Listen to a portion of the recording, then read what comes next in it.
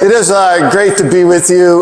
You might notice that I'm not Asian, but I am as somebody who loves to share the gospel with anybody and everybody. I grew up sort of Lutheran, but my family was more culturally Lutheran. I lived in the Chicago suburbs. We went to church occasionally. We went to church when one of my siblings or I were in confirmation, because that was a rite of passage. You had to be confirmed. But once you were confirmed, you're graduated. You're done. And that's my attitude anyway. And I left the church, and that led to a lot of really bad decisions and problems. And that's how I ended up in the Air Force, who right away made me deal with those problems. You grow up fast in the military. I went in when I was 17 years old. By the time I was 21, I was a staff sergeant running a work center. So you grow up fast, and but there was still something missing in my life, and I knew it. And I was searching, and I went and tried all sorts of different things. I tried talking to people of different beliefs. I lived in Arizona. I was stationed there. There were many Mormons. It was new to me. I investigated Mormonism. I met with the Roman Catholic chaplain because my father's side of the family was Roman Catholic, and I was going to convert to Roman Catholicism, but he talked me out of it. He didn't mean to, but he did. I went to church with my fellow airmen. Everything from Southern Baptist to charismatic. But everything I found was saying, you got to live this way. You got to live right. You got to do good. It was all the law, and I'd already messed up. I already made a lot of mistakes, and I was living with the consequences of those mistakes, and there was no room for me. But then I was away at Keesler Air Force Base for 4 weeks of technical training, and I had nothing to do outside of technical training. So I packed this Bible. I'm going to read the Bible. I've never read the Bible. And I started Genesis 1:1. And as I read the Bible for the first time in my life, I realized what it was I was searching for. And it wasn't rules and laws and righteous living. It was grace. And I rediscovered God's grace. The grace that had been poured over me in my baptism, the grace I heard about as a kid but didn't register. Now I understood what grace was. And I came back to the church. I came back to a Lutheran church, and I was on fire. You're not allowed to be on fire when you're a Lutheran. So this pastor in Mesa, Arizona, Dennis Fry, he gets this young man who's on fire and wants to do evangelism. He goes, I don't know what to do with this. They didn't tell us this would happen at the seminary. And so I began a very long journey of learning how to be an effective witness of Jesus. So being on staff with the Office of National Mission, I've been there 10 years next month, has provided me with amazing opportunities to share, to grow, to learn, to hear, but to help equip people to be more active and effective witnesses of Jesus wherever God has put them, and so whoever they happen to be. So the presentation I put together, Terry likes the title, so we'll stick with it. Is this the end of the homogeneous? I say homogeneous. Is that okay? You're okay with that? All right. Homogeneous, homogeneous. You say tomato, I say tomato, right? Is it the end of the homogeneous congregation? By the way, all the slides that I'm sharing are on this. If you type in that URL, there's a PDF file that has all these slides. So, and you can thank me for using tinyurl.com, because the string is about this long out of Dropbox. So if you want to download the slides, follow along, or if you want to come back to them later. So the word homogeneous or homogeneous is one of 5 models for All Nations ministry. It's the one we're going to be focusing on. And the way I use this term is that this is an independent congregation comprised of one ethnicity. So that homogeneous congregation doesn't mean an Anglo congregation. It can be an Eritrean congregation. It can be a Chinese congregation. But it is one ethnicity. That's homogeneous. The people are alike. The other model I call accommodation. That's where you have a homogeneous congregation providing space and support for a separate ethnic congregation. We're kind of just letting them use our space. We're accommodating them, but they're not integrated in any way. Cross-cultural model is where the primary ethnic group is conducting one or more separate ethnic ministries within their congregation. So that ethnic ministry is not independent. It's not its own congregation. It's an element of that primary ethnic group's congregation. It's the beginning. We're building bridges. So the multi-ethnic congregation would be a single congregation made up of different ethnicities with separate services in multiple languages. So we see a lot of that. Here's our main service is in English, but we also offer a Korean language service, for example. Like my friend Tim Drugmiller down in Cumming, Georgia. So multi-ethnic. And then there's inter-ethnic, where you have a single congregation that brings all people groups into one worshiping community. My friend up in the Toronto area, by the way, North American Mission, our national mission includes 2 provinces in Canada. All right, so we don't only just say U.S., we have to say National Mission, North America, or my Canadian friends get upset with me. You don't want Canadians upset with you. It's not pretty. So, wait, Isaac, you're Canadian, right? Yeah, half Canadian. Okay. So don't get upset. But in St. Luke, Church of St. Luke in North York, Ontario, is one of these inter-ethnic congregations. They intentionally bring everybody together, one service. There are 5 different languages being spoken and going on. They make it work, but they are inter-ethnic. So these are the 5 models that we talk about, but the one we want to focus on is the homogeneous congregation. And the starting point of all this is God's mission here. You might have heard something about that from somebody recently. I'm actually second in the lineup because I'm here to kind of clean up the mess that Dan made of things. So, so one of those things is he mentioned God's mission here. By the way, there's actually a newsletter that we put out, on an email newsletter that you can sign up for. And I have these brochures that have information on how to get to the website, so you can sign up for that newsletter to see what's going on in the Office of National Mission and around the Synod. But God's mission here starts with our mission field. God has put us in a place at a time and with a people of His choosing. So here we are.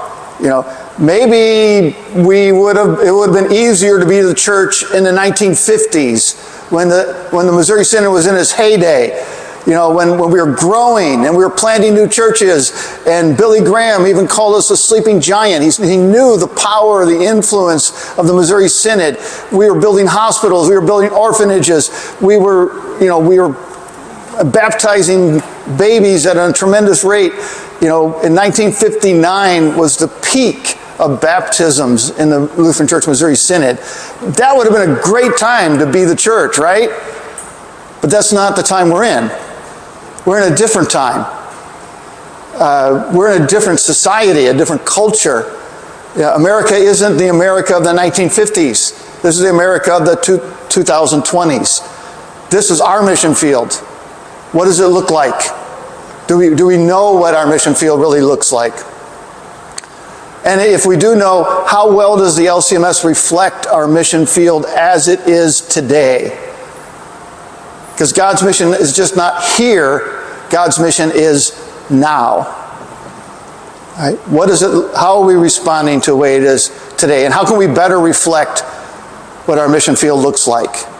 Right? So I'm going to give you a bunch of statistics. I hope you didn't get enough statistics with Larry Vogel, because I got even more. But here's something. And when I put this together, I kept finding surprises. Things that I like, whoa, I didn't realize that. So for instance, I thought the baby boomers were like heading out the door. No, they're sticking around. Now I'm technically a baby boomer. I was born at the tail end of the baby boom. But I don't think like a baby boomer. But here I am. I thought all the baby boomers were dying off and finally giving us a chance to fix things. But no, look at, this is population by generation in the United States. The boomers are there. There's more boomers than Gen X's, and almost as many boomers as millennials. All right, so we have this kind of even distribution of the population of the U.S. until what? Generation Alpha, they're calling it, born between 2013 and 2022. Until we get to kids, all of a sudden it just drops. It drops to half of the other generations. What does our mission field look like? There's more older people, and there's fewer children. Where are all the children? That's a great question. Well, we actually have reached a point already in 2020 where more than half of the children in America are children of minorities, which means they're not a minority anymore. The majority, this is the majority-minority paradigm that Larry Vogel talked about. It's already a reality in the population under the age of 18 in America. By the year 2044, the U.S. Census projects that this will be the case for the total population of America. There will no longer be a majority group in America. Now, you start to lose track of time when you get older. You realize, wait a minute, that was 40 years ago, really? 2044 sounds like a long time away, doesn't it? It's 20 years. It's 20 years. It's half a generation. In 20 years, most of us will probably still be alive. I'll be even more codgety and sarcastic, but I expect to still be around in 20 years. In 20 years, more than half of Americans will belong to minority groups. That's our mission field.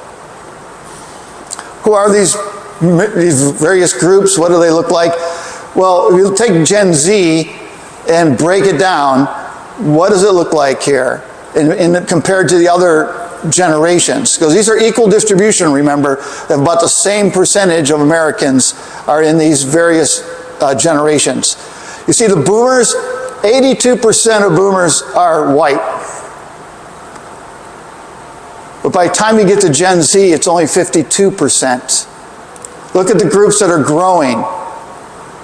Hispanic.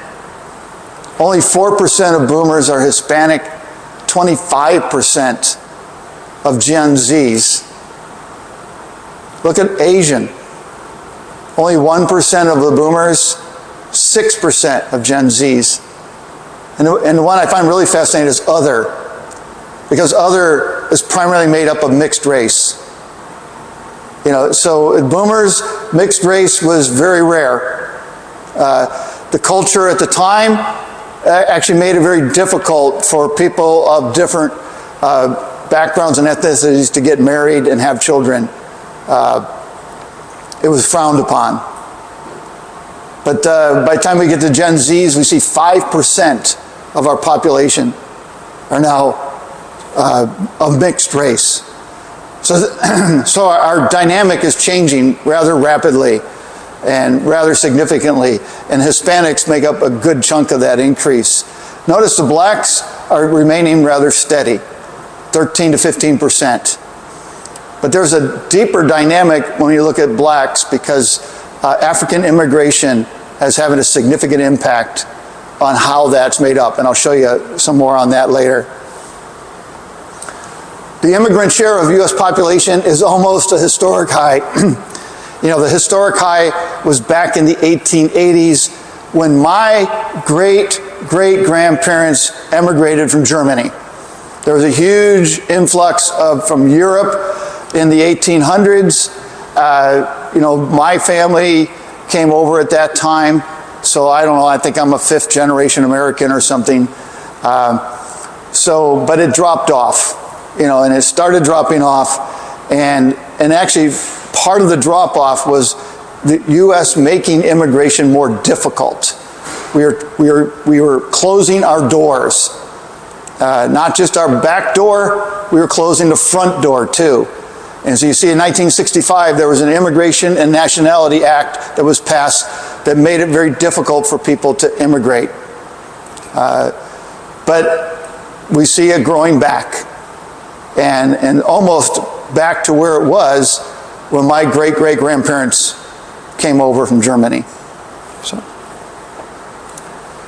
among those immigrants, and I thought this was kind of surprising, we saw the growth of Hispanics, but look which groups make up the greatest percentage of immigrants right now. The latest number is 2018. It's not the Hispanics, it's Asians. 37% of immigrants are Asian in identity. They actually outnumber Hispanics. So, now, which country do you think is providing the most immigrants to the U.S. out of the Asian region? India. Yeah, it's actually China right now. Yeah, China is the largest number in terms of nationality. So that's changed quite a bit. So you see, in the year 2000, almost half of immigrants were Hispanic, and now it's down to under a third. So looking at projections, you see the foreign-born population was about 45 million in 2015. But by 2065, it's going to be 78 million. So you see a rapid growth here, again, in the number of people who are foreign-born who make up the population of the U.S. Now, I'm hoping not to be around in 2065, not because of this projection, but because who wants to live that long, right? But unfortunately, I've got longevity in my family. These stubborn Germans just refuse to die. I don't know. My grandfather lived to 98. Grandma lived to 99. My wife's grandmother lived to 104. We're like, we got to plan retirement really carefully in my family. So where are the immigrants? This chart shows the 20 metropolitan areas with the largest number of immigrants as of 2018, so it's fairly recent.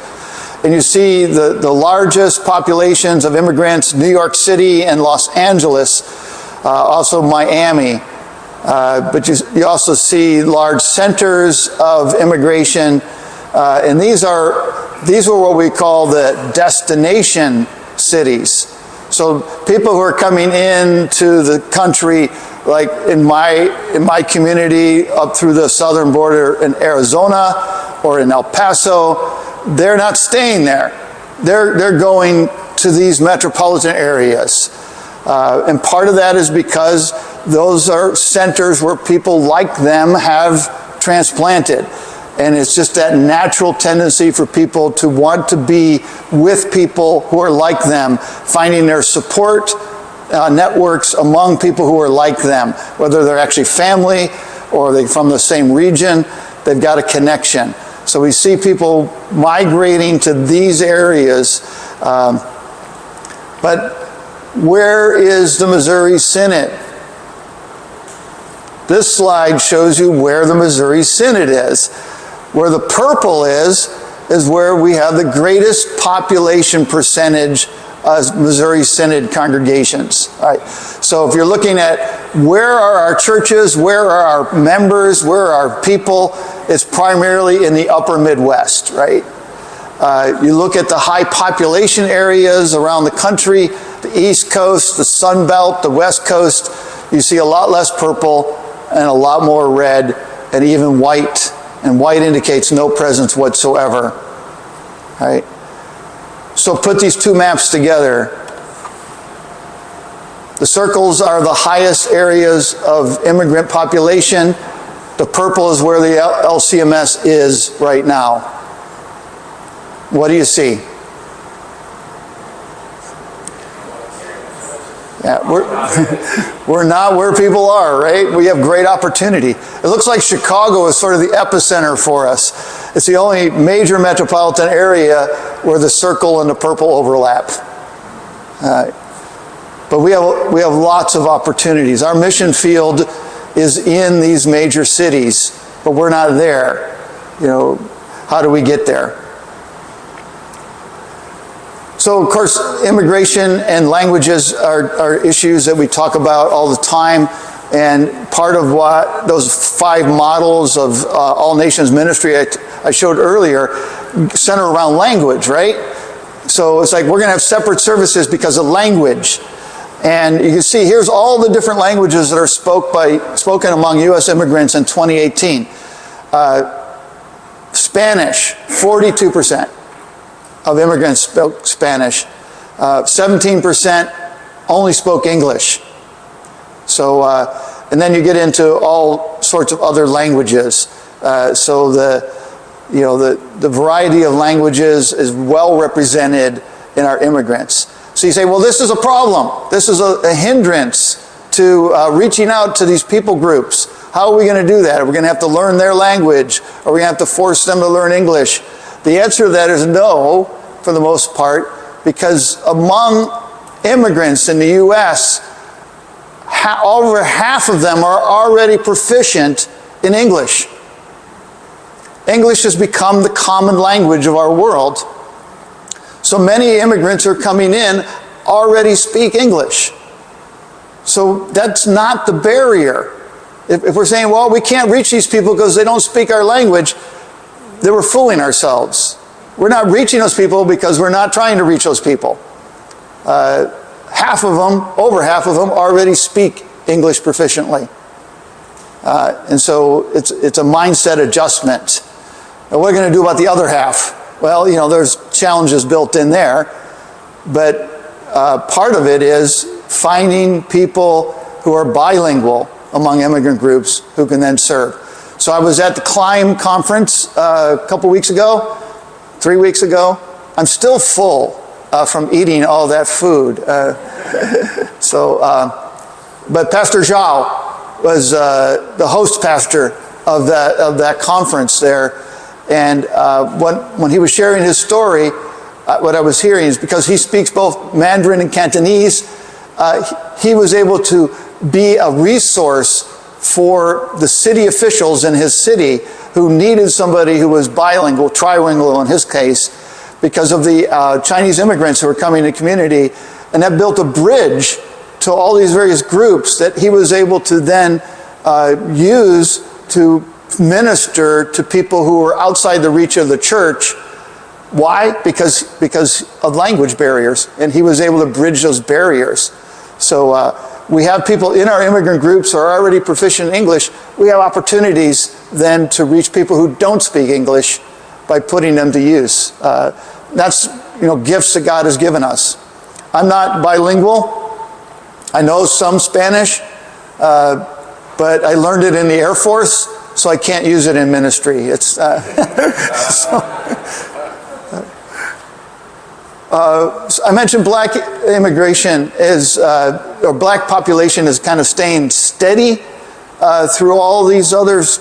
Read all these other time frames and mixes of generations. But black immigration is actually climbing. So by 2060, it's projected to be 9.5 million, almost over double what it is right now. So we have the percentage of black population who are foreign born is about 10% right now, but it's expected to increase to 16% of the black population. What's really interesting is that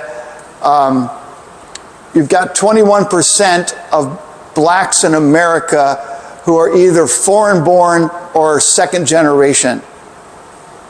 20%. 1 in 5 black people in America are immigrants or children of immigrants. This is a fascinating dynamic because those people do not share the same story as African Americans who are descendants of slavery. They do not share the same story of African Americans who lived and worked and fought through the civil rights movement. You know, so if we're going to reach African immigrants, we have to think through what are the dynamics of reaching them. What are their stories? Are the African Americans who are descendant of slaves and you know, the people who worked through the civil rights movement, are they attuned to the needs, interests, and concerns of African immigrants? Or you know, how do these stories mesh, or do they mesh? These are all things we need to consider in black ministry. And where are black immigrants coming from? I shared this with S.T. Williams. I asked him the question, where do you think, which country is the source of most of, or the highest number of black immigrants in 2019? And he guessed wrong. And I did too. I was shocked by this number. I had no idea that the highest number of black immigrants came from Jamaica in 2019. I don't know what that dynamic is. We need to figure that one out. Haiti, 700,000, almost as many as Jamaica. And I think we know what drives the immigration from Haiti. Also Ethiopia, with the civil war in Ethiopia, has really increased the number of Ethiopians who are immigrating. So these are top birthplaces for black immigrants. And you can see the increase over the 20-year period that's here. Where are black immigrants living in North America? Primarily in the Northeast and in the Deep South. So you see on this chart here, you know, New York, of course, in that area, but also down in the Atlanta area, Miami, but remember the purple chart. Remember the purple chart. Where are most of our LCMS churches and people located? Midwest. What's the percentage of black immigrants living in the Midwest? 11%. So once again, the shape of our mission field has changed, and we're lagging behind. We're not where the people are. So the next chart I got to show you is startling. So, but I want you to see it as opportunity, not as an indictment. What does the LCMS look like today? Right? We talked about all these generations, the distribution of people, by age, by ethnicity, by countries of origin, by language groups. How diverse is the LCMS? Okay, so this is ranked, these are church bodies in America ranked by how diverse they are. The most diverse church body in America is the Seventh-day Adventist Church. Right? 37% white, 32% black, 8% Asian, 8% other or mixed, 15% Latino. The arrow is pointing to where the Missouri Synod is. So the good news, if there's any good news here, is we finally beat the ELCA at something. All right? Right. We're 95% white, they're 96% white. So, all right. But the most homogeneous church body in America is not even a white church body. It's the National Baptist Convention, which is 99% black. So, all right. So this isn't about being black or white or whatever. This is about, you know, being homogeneous is closing doors to people who come to our church body, who learn our wonderful doctrine, but don't feel like there's a place for them. So this is where we are today. How do we address that? How do we seize the opportunity? How do we become more like our mission field? So the first place is, and it always comes back to this, and that's because I'm what's referred to as a monomaniac. A monomaniac is somebody who just focuses on one thing, and that one thing is the answer to everything. So most monomaniacs are wrong, but I'm right. So my monomania is we're here to tell people about Jesus. The answer to our challenges of our decline, of our church planting, of diversity in the Missouri Synod is actually going out and talking to people about Jesus. It's not in programs. It's not in building institutions. It's not in endowing another chair at the seminary. It's getting out of our churches and into our communities and actually talking to people about Jesus. So I say this about it's outreach. And outreach is always local. Outreach happens where God has put us. Now you may say, oh, well, our church takes mission trips over to Belize and we go out there and do outreach. Yes, you do. But you're doing their outreach because you're coming back to your home and they're going to continue doing ministry in their community. That's their outreach.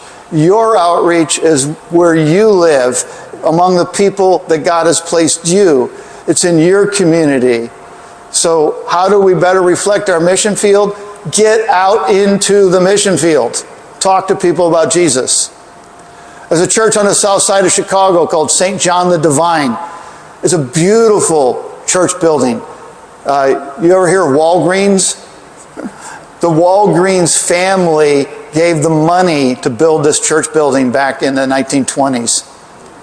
And they spared no expense. So I went to go visit St. John the Divine, and I knew the story. They were down to 6 people in this congregation. 6. When it's an English district congregation, and the English district bishop said, we're going to revitalize this congregation. We're not going to close it. And they called the pastor. His name is Isaacson. All right, Pastor Isaacson. And he's new to the Lutheran Church Missouri Synod. He colloquized from the discipleship movement.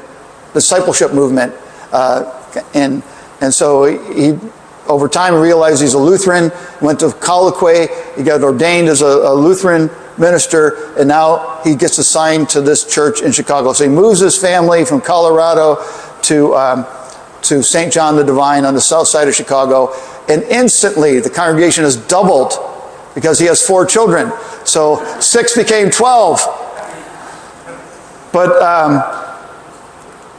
Ike got a hold of a book that I wrote called Meaningful Outreach, and he actually read it, and he actually took it to heart, and he actually started doing stuff.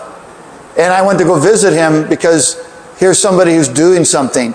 And what I discovered is he's so new to the Missouri Synod, he doesn't realize what he can't do. So nobody told him that he can't go out into his community and talk to people. So he went out in his community and talked to people. Nobody told him he couldn't go over to the non-Lutheran churches and talk to their pastors and learn about the community. And that's what he did. So he keeps doing things that he doesn't know he's not supposed to do. Actually, I'm being sarcastic. In case you didn't notice, because I have the spiritual gift of sarcasm. So, yeah, Dan has the spiritual gift of wincing every time I use sarcasm. So, all right. So I went to go visit St. John the Divine because now they're up to about 40 people in worship, and they're confirming kids, and people around Ike are calling him and asking him to come help them figure out what to do, as though it's rocket science or something. And as I'm driving to this church building that had dwindled down to 6 people, I'm looking around the neighborhood at all the buildings, all the residential buildings. And you know what? Those buildings were not empty. Those residential buildings were filled with people.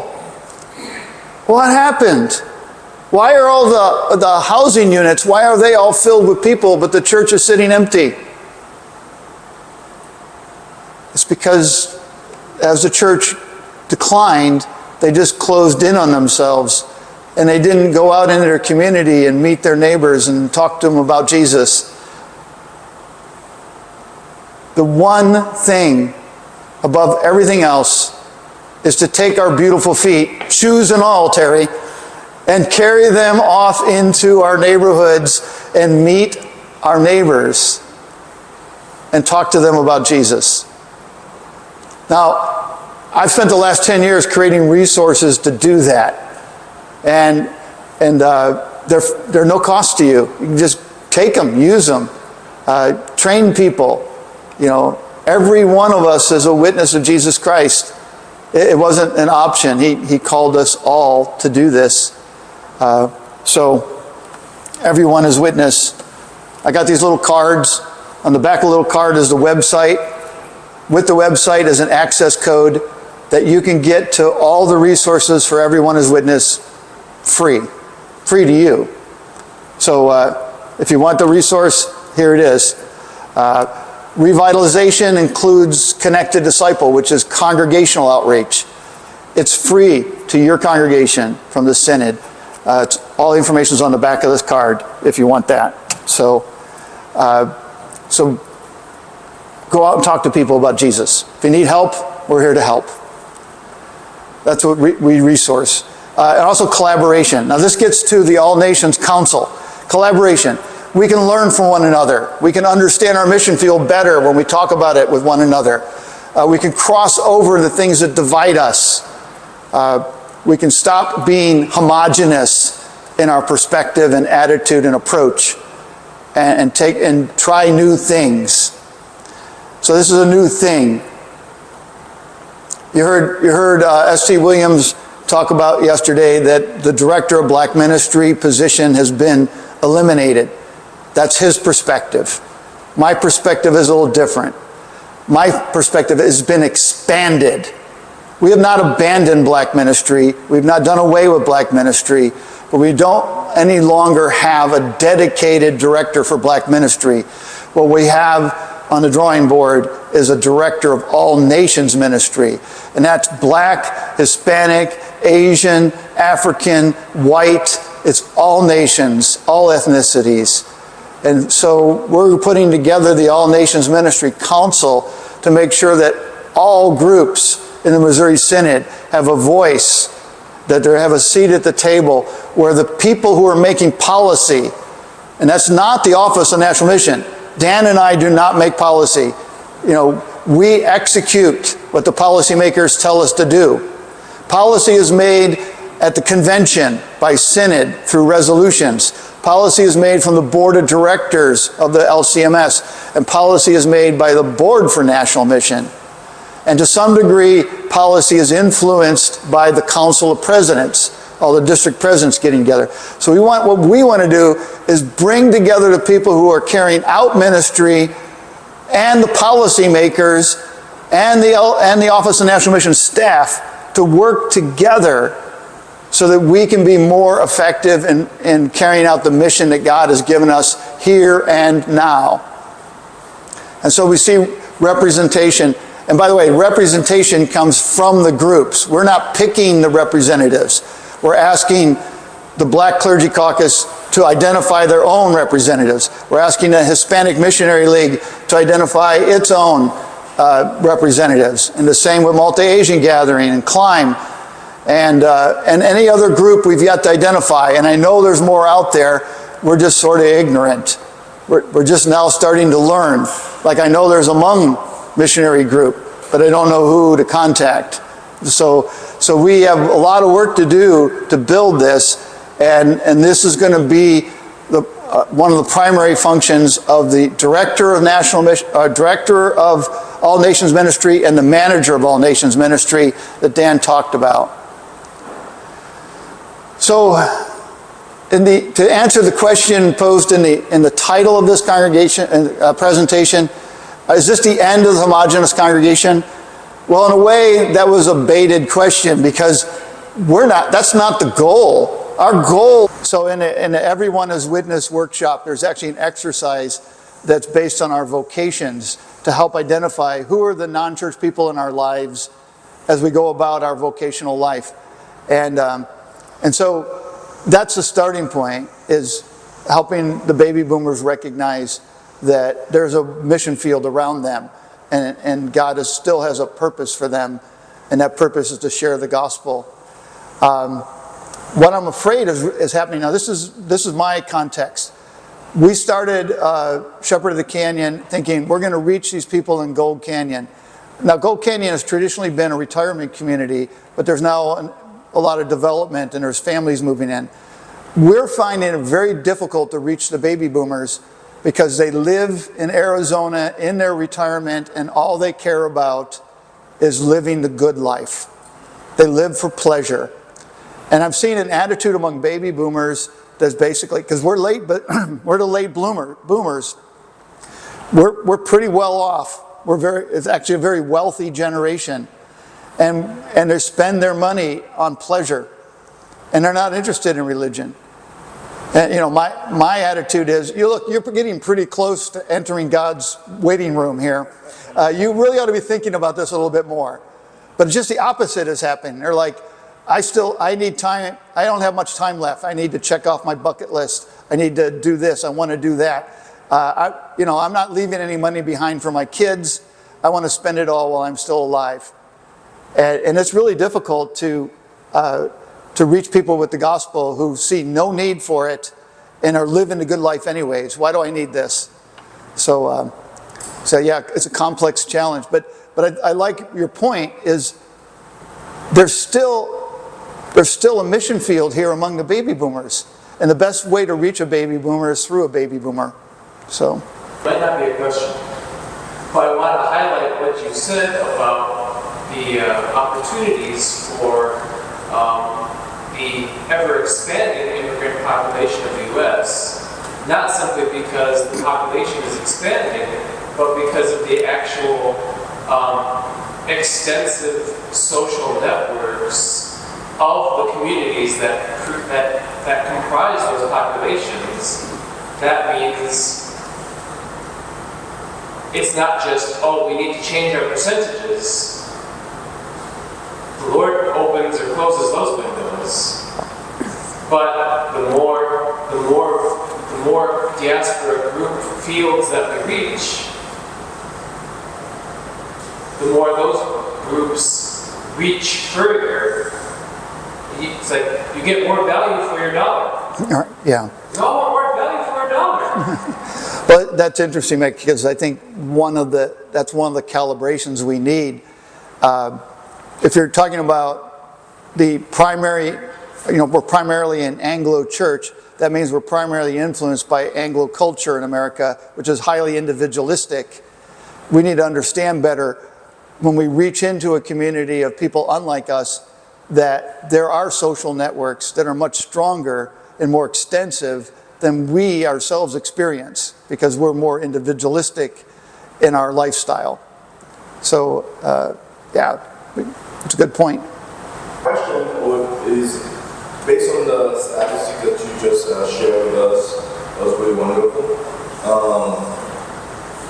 The LCMS is doing all these studies, or I would say the seminaries doing that.